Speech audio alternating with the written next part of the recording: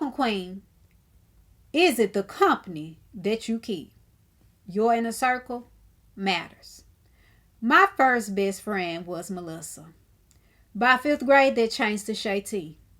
Then in ninth grade, I met Danae, Heather, and Brittany. But then I moved and I met Crystal P. And then I moved again and I met Candy and JoDo. And now my inner circle looks completely different and has different people from different walks of life in it. And sometimes when we reflect, when we think back, when we go down memory lane, we say those were the good old days and we don't want to let them go. Tyrese calls them the ghetto days. And in the words of Darnell Jones, who were your, so to speak, players in the hood? Who were your day ones, your riders, your go-to peeps? And are those people still in your inner circle today? See, whether they are or they aren't, you and I both have something in common. What, you ask?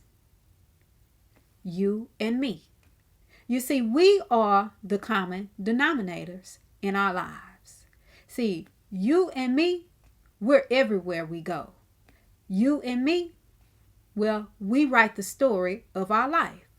You and me get to decide, get to choose, get to pick who we will and who we won't allow in our inner circle. And as I sit here today, I think about my uncle, 40, and his last moments on earth today. Next to a woman in a state of panic as he's turning blue, and she doesn't even know his birthday.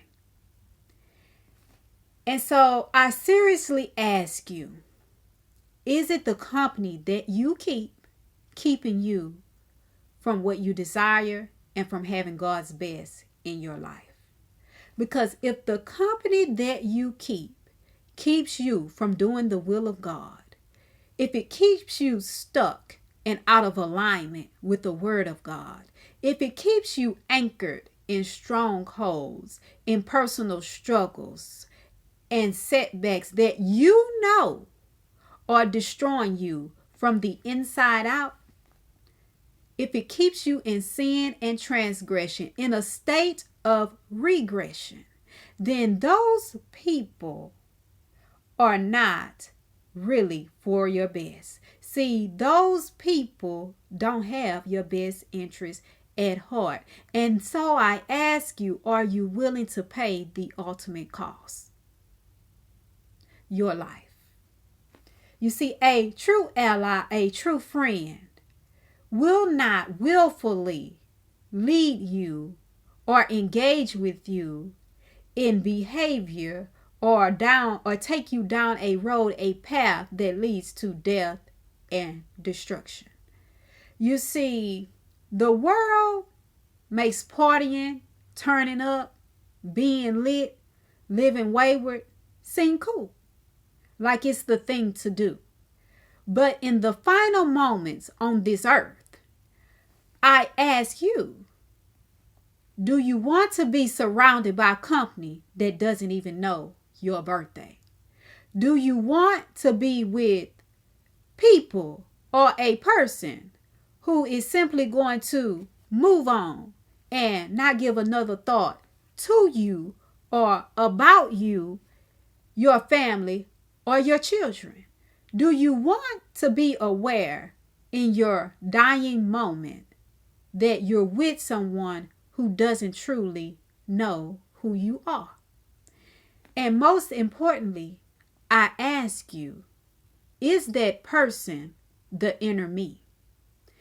Is that person the person in the mirror, self-destructing?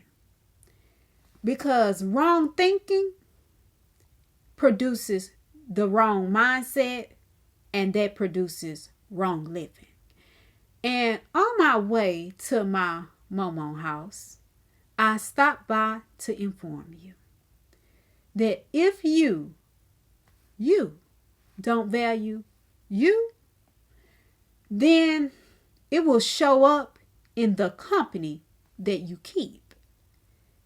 And it's up to you, because you have the authority to make the change. And if you're open to change, the right coach can come and walk alongside you, even if that's not me, and help you live a transformed life.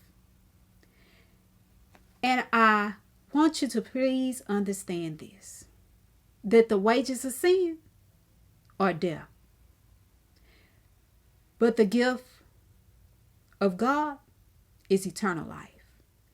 And if you have a stronghold, a particular struggle, a sin, a transgression, and your inner circle knows it, yet lives a lifestyle that enables or strengthens it, then despite how you feel, it's in your best interest to cut ties with them. And sometimes that means cutting ties with the person that you are today. Your life depends on it. As always, I'm Sam, Coach Sam, telling you 24 hours doesn't seem long, but in 24 hours, you could change your life. So go ahead and do something life-changing now.